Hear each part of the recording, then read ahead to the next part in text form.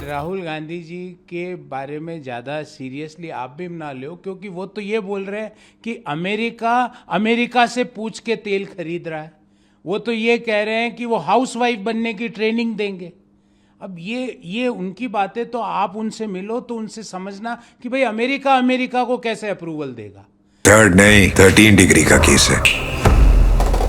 माल मैंने ही चुराया है, पीपल के नीचे दबाया। हवालात की हवा अच्छों को सुधार देती है शुक्ला। समर कूल कूलर, हवा अच्छी है, ठंडक सच्ची है। समर कूल, लाइफ बनाए वंडरफुल। हाउसवाइफ बनने की क्या ट्रेनिंग, क्या मोडस ऑपरेंडी आप दोगे, वो आप उनसे पूछना।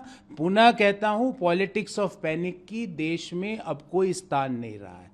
अब politics of performance, politics of development, politics of governance का स्थान हो चुका है। और जो पिछले 12 साल से देश को मिल रहा है, आज देश की ताकत इस बात से जाहिर हो गई कि इतने जियोपॉलिटिकल टेंशन के बावजूद भारत की जीडीपी रेट 7.6% पर मौजूदा वित्तीय वर्ष, आज वित्तीय वर्ष का अंतिम दिन है, इस वित्तीय वर्ष में 7.6% अनुमानित की गई। अगले वित्तीय वर्ष में भी जीडीपी विकास दर इसी के आसपास रहने की उम्मीद।